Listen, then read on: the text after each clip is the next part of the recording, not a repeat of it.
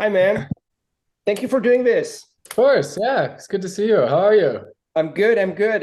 You probably don't remember me, but we met a few years ago when you were much younger, and so was I. And you were running for Mountain Hardware in Montreal. We met in Chamonix. Yeah, with Topher Gaylord, right? Art Gallery. Yeah, yeah. Exactly. Yeah, I remember. Some time It's good to- have passed. You've been to UTMB only once, or more than that. I dropped out twice. Okay, so you came back the year after we met. Which was do you remember Um, which year I was was that?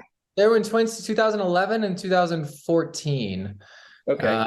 But I never finished. So it was I was like all the American men, we always go over Back there and then. drop out. Yeah. Yeah. Correct me if I'm mistaken, but that was like roughly 10 years ago, right?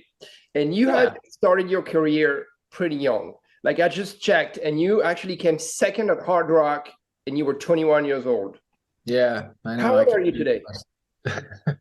Sorry? How old How am I old today? are you today? Yeah. I'm 32 now. Okay. Sorry. And I've cut you. What did you say? Oh, I was just like, I got second when I was 21 and I got third last year. You Yeah. think So I can yeah, improve, right? I have not been following you specifically during all those years, but to my knowledge, you somehow took a side route, or you kind of disappeared from the elite field, or at least from media attention. So Hmm. is that accurate? And what happened? Did you go to college? Did you pose your I career mean, for a reason? yeah, kind of. I think that I what did I do? I tried to race a lot. I would race and in 2014 I started running for Solomon and I was like, I really want to do well. I want to really throw myself into this. And I ended up doing what a lot of athletes do, where I was like, this matters so much. I'm gonna not screw this up. I'm gonna train harder than ever. And I just got hurt. And I ended up being hurt off and on for 3, 4 years, something like that. And so, from 2015, 16, 17, like I was trying to race, but I was hurt a lot and not really able to do that much. Mhm. I also think that I was like, I don't know. I like racing a lot and I really like the scene and like being a part of the community. But it's like, you go to a race like UTMB, there's a ton of attention and hype and everything. And that stresses me out a lot. I kind of just like running in the mountains more. And so I don't know. And I've just been trying to figure out like what role I want to play in the sport and like how I want to do this. And so I think I did kind of subconsciously step back from things a little bit and race a little less. And then, yeah, starting in 2019, I did go to school. So I'm actually still in university. Oh, nice. What are you Yeah, studying? engineering. So Awesome, man. yeah, and like now my whole thing is like I'm all about climate action and climate change. And so Interesting. a few years ago I started this nonprofit called Footprints Running, and we organize these running camps that help people take action and develop projects for climate change. Awesome. Yeah, so we've got a lot going on, and basically it's like what I'm trying to do now is like I want to race, I like racing, I feel good, I want to keep it going, but I also want to like use this platform that I have as an athlete to create positive change for the world. Yeah, It's my avenue is climate change. So that's awesome, man. But do that you answer your question? No, well, yeah, definitely. And actually, I had more question about climate change because the brand that now sponsors you, Normal, Yeah. is very much into this Yeah. for the better. I mean, I think it's awesome. But do you feel, or did you feel at the time, and not we don't have to mention anybody in particular, but that the whole industry, as much as they say, that's my opinion, by the way, as much as everybody's like conscious of it and says, yeah, we need to do this, we need to do that, not much is really happening. That there's not many brands out there that are driving like with Yeah. strength. I mean, there's one, but the rest, and hopefully Normal will be another one. But most brands are really not doing much, in my opinion. Is that the feeling somehow that you had all those years racing? Because again, you've been in the game for a while. Yeah, I think that's fair. I don't want to like demonize people. I don't think people are out there actively trying to prevent progress from happening. I think that our economic system incentivizes brands and companies to make money at whatever cost. Yeah. And, even in the trail running world, we have values of protecting the land, but businesses have to make money or else they can't continue to operate, right? And so it's a lot easier to make money by not protecting the environment than it is to protect the environment. And I really think that's changing. I think that NNormal is a good example of how that's changing. I think that a lot of people are buying NNormal because it is a sustainable focused brand and they're making a genuine effort to be sustainable. And people want to be a part of that. I think Patagonia is a good example of doing the same sort of thing. Yeah, that was the brand that I didn't name, obviously. Yeah. Yeah, I mean, it's like I don't want to like cast aspersions on other brands, but I don't know. It's a really complicated thing. You know, one thing that I've learned from working with NNormal and Kilian is like, you know, they focus a ton on durability. When I would think about environmental action for a brand, I'd be like, oh, well, you got to you have to use different materials, or you have to like get your materials from a different place, or manufacture them differently, or things like that. But sometimes, even if you have just conventional materials, if the product lasts twice as long, that's a lot more sustainable. Yeah, and if you can repair it. Yeah, and then you can like look at different things. Like there's a climate impact where you're like direct carbon emissions. That's an impact. But then there's also like a waste impact with like not being able to get rid of materials and it being just like thrown away or whatever. The recycling part of it, huh? Yeah. Yeah. So it's a really complex topic. It's very difficult for brands to really address this meaningfully. And I also think that people just didn't try hard enough for a long time. But I think the culture of the sport is changing, and now it's possible to be profitable and sustainable. And I hope that's true, because I've thrown all my eggs in the basket with NNormal, and their whole business model is based on being profitable as a function of being sustainable. No, and I think that's the thing. Awesome. It's not just in addition to being sustainable, right? Yeah. But I mean, and no, you're good. And it's not a direct question to you; it's just a comment. But I think it's fascinating to me that for so many years, and I love Salomon for other reasons, but that Kilian was the icon of Salomon. You know, Salomon is where they are with trail running. It's thanks to Kilian, and then others later. But Kilian literally got him started. Yeah, I mean, it was such a big icon. It's just fascinating to me that Kilian left Salomon to create his own brand, and that own brand DNA is like what you're saying about sustainability and recycling, and it makes me question what happened. Why wasn't Salomon? And it's not a question for you, but why wasn't Salomon able to either offer that to Kilian or to keep him? Or like if you look at Nike, you know, Michael Jordan was always with Nike. You know, even when his career was over, you know, they find a way, right? So I agree with what you're saying. I also think that, you know, most brands, and I had that talk with Salomon, by the way. I directly addressed it with them. Interesting. And they answer exactly what you say. It's that, well, not everybody can do what Patagonia does, because the business model is not Patagonia business model. But anyway. Yeah. And Salomon now has like a huge corporate structure, which is really challenging to change. It's not like they don't want to do it. It's just, Yeah. It's on the top. It's a Chinese company. I have nothing against China, but so how did that happen with Kilian and NNormal? How did you guys meet, and how did you get involved with them? I don't know the story of how Kilian like started NNormal or left. No, but how did you get involved with NNormal? Yeah. Well, I was sorry. In 2021, at the end of 2021, I was still in school. I am still in school. Forever. But I've been like really starting. Basically, I think what happened is I've been really putting myself out there as a climate change advocate for a long time. Starting in 2018, I rode my bike to the Pikes Peak Marathon and back as a climate action thing. Wait, from where? From Durango, Colorado. So where you live? Okay. Yeah. I'm actually living in Utah now, but it's where I'm from. I was living here at the time. And so I made this effort. I rode my bike to the race. I ran the race and rode home. It was all for Protect Our Winters. And then after that, I started my running camp, where we're pairing up people who have climate projects with people who know how to, like professionals, people who can develop these into actions. And so I've just been like really trying to create this culture of environmental sustainability within the sport. And I've also just known Kilian for a long time. Like, I think I met him in 2011 or something. And I've just had a lot of opportunities to race against him and like climb mountains with him. And yeah, I wouldn't call him like a close personal friend. He doesn't like confide in me or call me on the holidays or whatever. But it's like when I see Killian, I definitely consider him a friend. And like when I see him, I feel comfortable with him. Like it's always kind of funny though, because it's like he's definitely a friend of mine. I have his phone number, but like I'm also aware that he's like basically the Michael Jordan of our sport, you know, and it's like, like I want him to keep thinking I'm cool, so maybe I don't want to screw this up.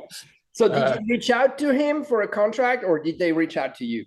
It was the other way around. They reached out to me, and I think I guess we've known each other. He knew what I was doing with environmental action, and they were talking with a filmmaker they work with named Max Romy. Yes. And he's a good friend of mine, and I've worked with him on different projects with Solomon and with my camp footprints. And so anyway, at one point Killian was like, hey, I want to tell you about a project idea. I'd love to get your thoughts. And we had been talking for a few months about his foundation, the Killian Jornet Foundation. Yeah. And I assumed it was just more of that. And then he was like, hey, I'm actually starting this company. And I was like, holy cow, that's a big deal. And I had to like sign a whole non-disclosure agreement before anything. But then, they just told me what they're doing. And they said that they want to be a brand that is focused on competition, but also sustainability. And frankly, they took a big risk on me. Like I hadn't really raced that well for a few years. And with COVID, nobody had really raced much. And so then you did awesome. Yeah, I don't know if lucky is right, but it's like, I mean, I feel grateful. I was like nervous, you know, they like took a chance on me. I was like, this is the chance of a lifetime getting to be a part of Killian Jornet's new brand. Nobody gets to be a part of this. Like, I'm the luckiest guy in the world. I like really wanted to do a good job. And, you know, I kind of thought back like to the first, like when I signed a contract with Solomon, I really wanted to do a good job. And so I like took it too seriously and I got hurt. Right. And with NNormal, I was like, maybe I can learn from this, you know? Yeah. I kind of screwed that up, but maybe it's like, I'll just run the way I want to. I'll be happy. I'll train when I feel good. And, you know, I don't know. I think I just like found my style.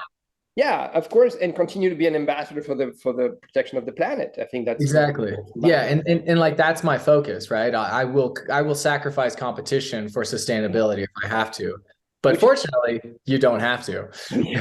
No, but which would be fine with the brand. I don't think NNormal is going to force you to overtrain or overdo the events. I mean, not at all. And to be clear, Solomon didn't force me to overtrain. That was me. Yeah, of course. But I mean, it's also such a common problem among athletes that it's the system also. Yeah. So what makes Killian such a... So I don't know if his career is really behind him now, but it seems that he's moving into something else. And he's won so many things so many times that, you know, I understand if he just stops running and focused on his brand, which is probably what he's doing. But what made him so special now that you know him a little bit better as a friend, as you said? Is he really a different guy? I mean, I don't really know. You know, he's pretty quiet. I'm sure you've met him and talked to him. He's pretty quiet. You really have to kind of work hard to get like the real Killian out of there. But how do you explain his success in racing? Yeah, I mean, I think you see athletes like Killian in a lot of sports. You know, if Killian was in Nordic skiing, he'd be like Clévo. If he was a bike racer, he'd be like, I don't know, Primoz Roglic or Pogačar. I think he's that caliber level, you know? So like, I think that he is one of these people who has immense natural talent, like more than most people, but that doesn't mean anything if you're not willing to work hard for it. And Killian works harder than anybody else. Like he has taken exceptional natural talent and spent his entire life training his brains out, you know, just like totally doing everything possible to be the best athlete he can. And that's, I think, what makes him a great athlete is he's like has a single-minded focus and he's willing to work really, really hard to accomplish his goals. And when you talk about like what he's doing now, it's honestly the same thing. He just has different goals now, right? Yeah. I mean, he's still out there training and doing like 12-hour days, like back to back or whatever, but he's also like starting a brand with exactly the same mentality that made him the greatest athlete in the world. And this, I think, is a pretty big step forward in his maturity because you know, he doesn't know how to be a CEO of a brand. He's not a product designer or manager or whatever. Like, he's never done those things. He understands how they work and he helps a lot. He's very involved. But like, I think it takes a ton of maturity to be like, I'm not an expert at this. And if we're going to succeed, we need the experts. And so he partnered with Camper to get the resources and the expertise. And then he found the right people to build the brand around. And so he is involved in every step of the process, you know, but he has also found the right people to help him make this successful. Do you use both shoes? Because to my knowledge, they only have two shoes. I mean, you probably have, maybe you yourself run with prototypes, but do you use not really? Not really. Yeah, I basically use the two shoes. Yeah. Oh, you use the two shoes. Okay. Yeah, the Keurig and the Tomir. No, but I mean, I think I'm very impressed with what Killian has done and the way that it's like everything came to the right place. Like when he won UTMB again, he was launching Normal. I know. He did that on purpose. It was the most he'd raced in years, right? I mean, but I mean, it was Hard Rock, CRZNL, UTMB. Yeah, and he won everything. I mean, what an advertising for your own brand. That was like the result of Normal. The launch of Normal would not have been that successful if he had not won all those races. But once again, you know, he was there winning, crushing, and people were like, Jesus, man, of course I want to see what that brand is about now. If it was, it was magical. The whole thing, the whole planets were aligned, you know, it's just, I was very impressed by it. So something about you that I found also fascinating is you are going to race Western State this June, if I'm not mistaken, right? You've done it before, but have you ever done any good result there?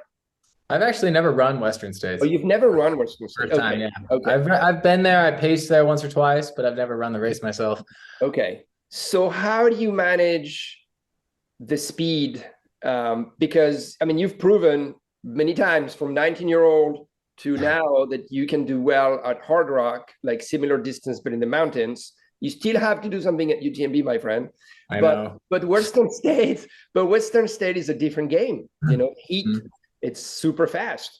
How are you coping with that? I mean, you like look on paper, like, how do you train for a race like this? My plan has always been to train the way I race. And so if I'm going to race a race like Western States, like I'm going to do a lot of fast running. I'm going to have to do a lot of downhill. I'll do runs where it's like I go real easy uphill and run hard downhill or something.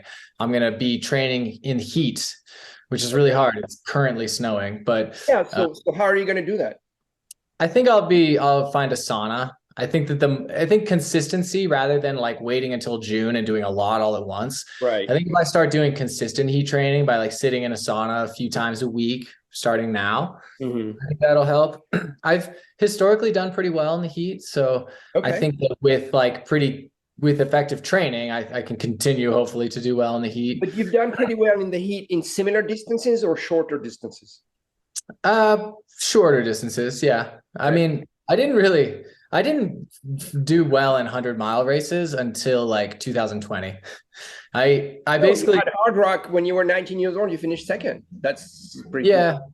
But it was this really, it was an accident, existential crisis moment. Like it took a lot out of me. And that's why I dropped out of UTMB that year, is I went over and had a bad race and I was like, I can't go through that again. I dropped. But after 2014, after I dropped out of UTMB, I was like, I need a break from 100 miles, man. And I didn't try again until 2020. But since then, I finished 4 of them, and 3 of them went well. Okay, just remind us which ones. I'm sorry. No, it's fine. Yeah, in 2020, I ran it's called I'm Tough in Idaho, 100-mile race, and that went pretty well. And then I got second there. And then in 21, I ran the Run Rabbit Run 100, right? And I was not fit for it, and I blew up, but I did manage. I finished. I like walked it in 24 hours. And then last year I ran Hard Rock and had a good race there. And then what makes me feel the most confident about Western is the second race I did last year was the Javelina 100 in Arizona. Yes. So I was able to run under 13. You won that one. for that one. Yeah. And that was a big test for me, because you're right. Like, I've always liked mountain races more, and I've always focused on that. And so Javelina was a first test to see if I can actually run every step of 100 miles. And I could. So hopefully I can do it again this summer. I'm going to do similar training. I'll add in more vert. I'm going to add in more heat training. I'm going to, I don't know, try not to overtrain myself. I'm just going to try to enjoy myself. I feel like I'm good at listening to my body now, and I create a training plan, and then it's always really ambitious. I'm like, I'm going to train really hard, but then sometimes I go out for a workout and I feel tired and I just don't want to be there. Okay. And I know I'm not lazy. I'm like confident enough to know that when I don't want to be running, it's usually because my body needs rest. Yeah. And then I'll just go home and take a break. I'll be like, I was supposed to do a long run, but today I'm sleeping. Tomorrow I'll do a long run or something, whatever. Yeah. I don't know if that's much of I don't have like a very strict training plan. I just try to train the way I race and listen to my body.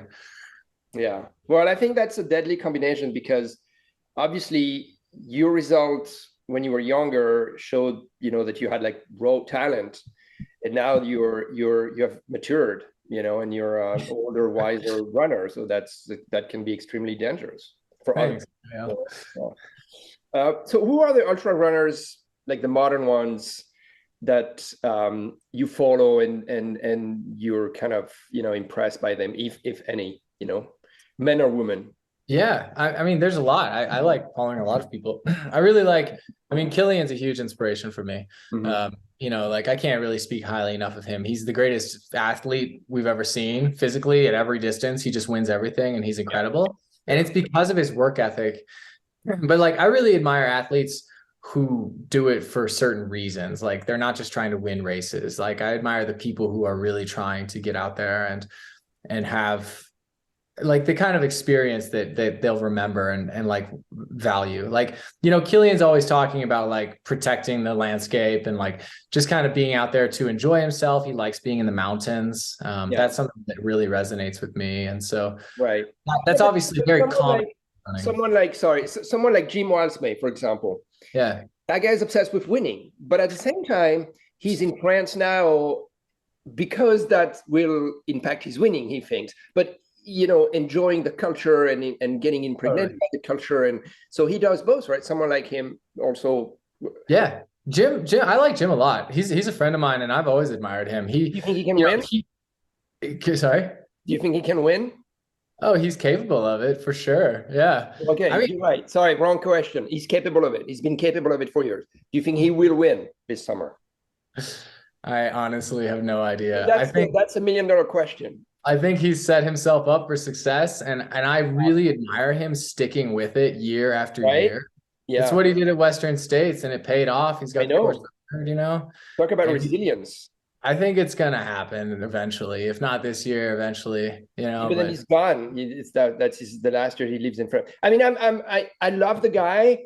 I cannot not respect his work ethics. He's dedicated when he wants, like you rightly said, when he wanted to go to Western State and win it, and God knows he failed before, but then he's just stick to it and managed to win. So that technique of his seems to be working. So hopefully, he'll be the first American male to do so well at UTMB. Do you have any explanation? Sorry, I'm jumping from one question to another, but do you have any explanation on why American males, contrary to American women, have never done well at UTMB? Why is that? Is it because the competition is thicker for the men than the women?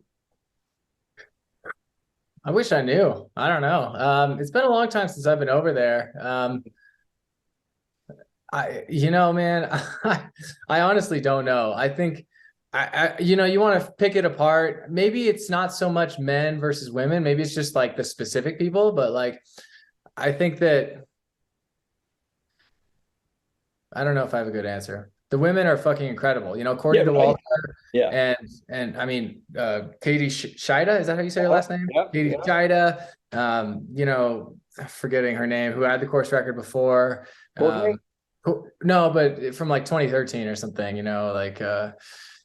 Woman. Rory Bosio.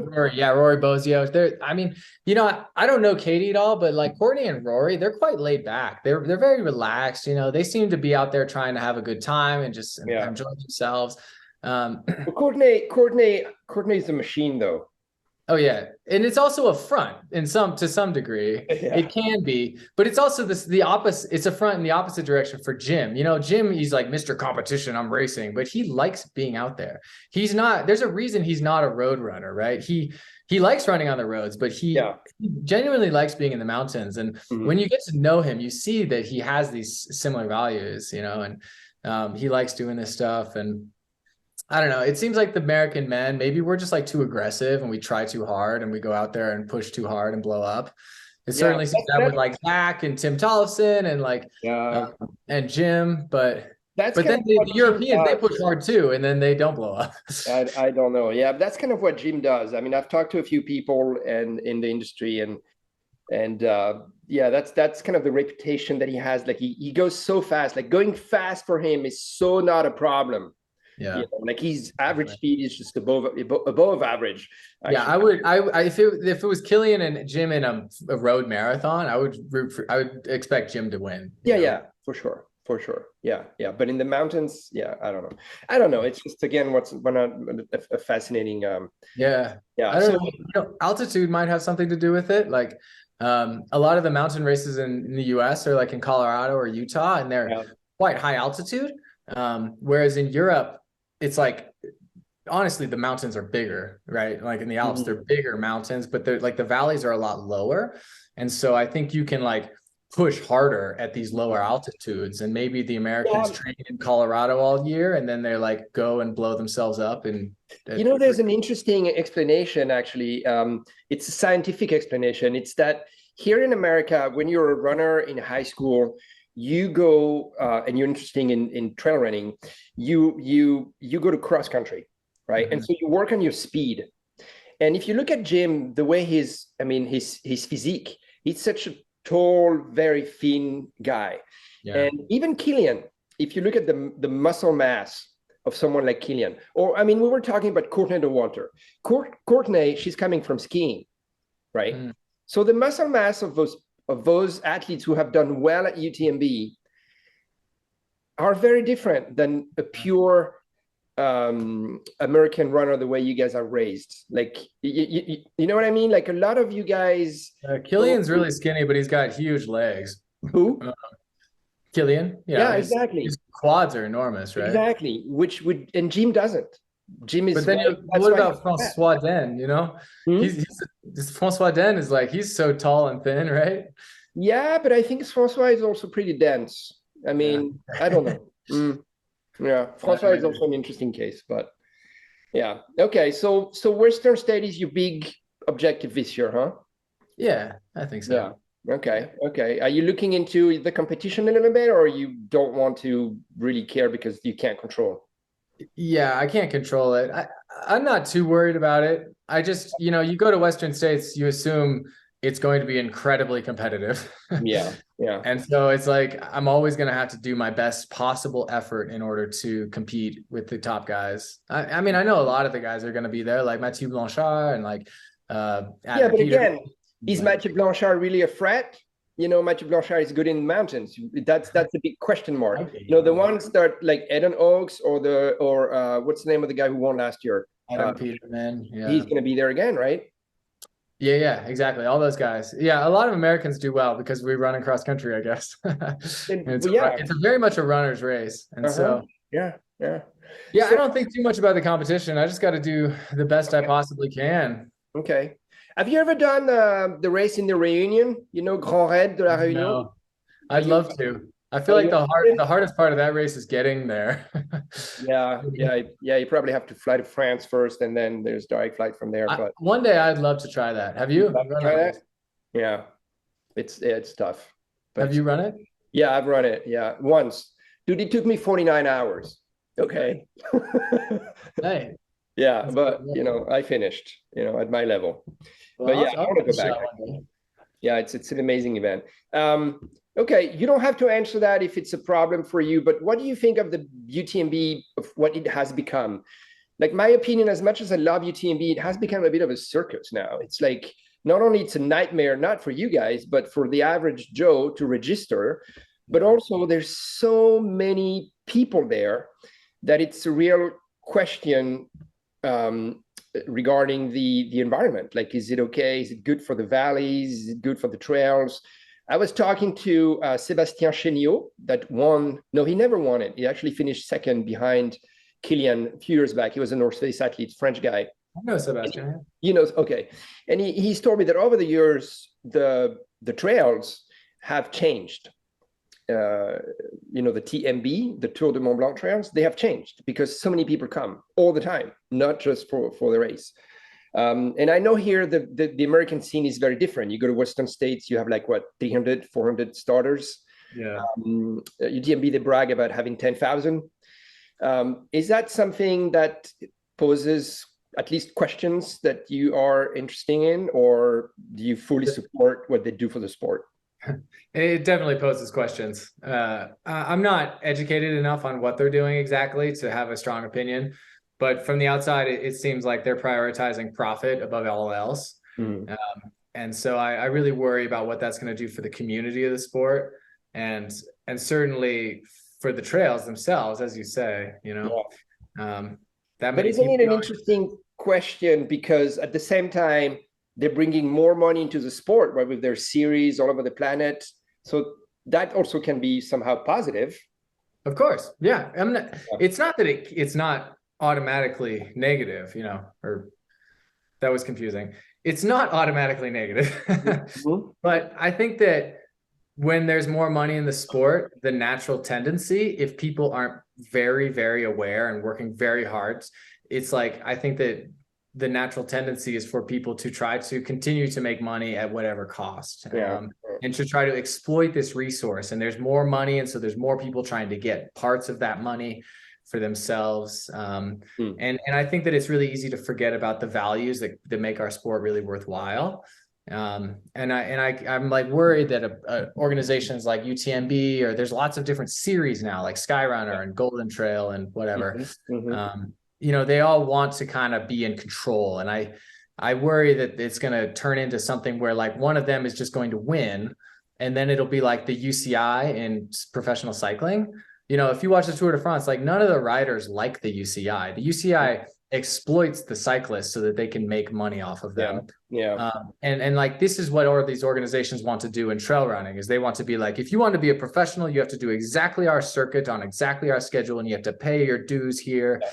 And I think that will compromise the spirit that makes this sport so special. At the same time, there's more money coming into the sport no matter what, and it's going to professionalize the sport no matter what. It's going to bring in more athletes, and it's going to raise the level of the sport and make us more competitive, make the sport more interesting to compete in and to watch.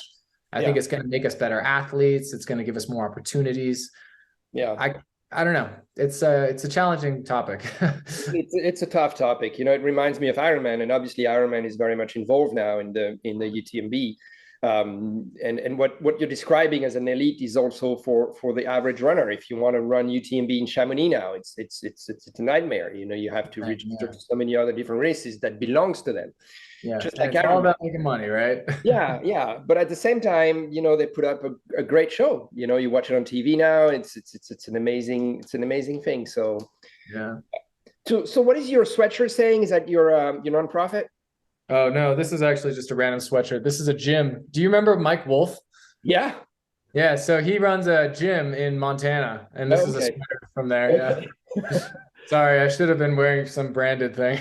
Okay. So what is your nonprofit again? It's called Footprints Running. Footprints Running. Okay. And so we put on these running camps, one in Australia this year and one in the US. Nice. We're expanding quite a bit right now, but we the idea is that we have like 15 runners who sign up, and they have each of them, they get into the camp by proposing a project for their community. And they say, this is what I'm going to do. I'm worried about climate change affecting my community in this way. And then they come out, and we in the last 2 years we did it in Colorado. This year it's in Vermont. And we spend a week with them and we pair them up with experts who know how to do this kind of project. And we develop their projects so they can then go home and start implementing this community scale project. Sometimes that's like cleaning up the water quality in someone's lake. Sometimes that's like, another one is previous camper developed the sustainability plan, the 30-year sustainability plan for his local university. And some people do like photojournalism projects to highlight social justice issues surrounding climate change. And some people, one guy is a lawyer who has his own nonprofit where they want to use running to return land to indigenous nations. That's awesome.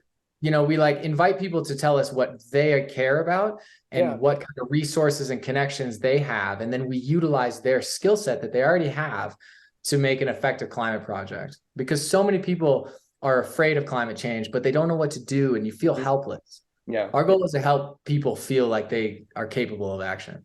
That's awesome, man. Thanks. Well, that's really good. Good for you. Thank you so much for this talk. Cool. It was great to see you again after all those years.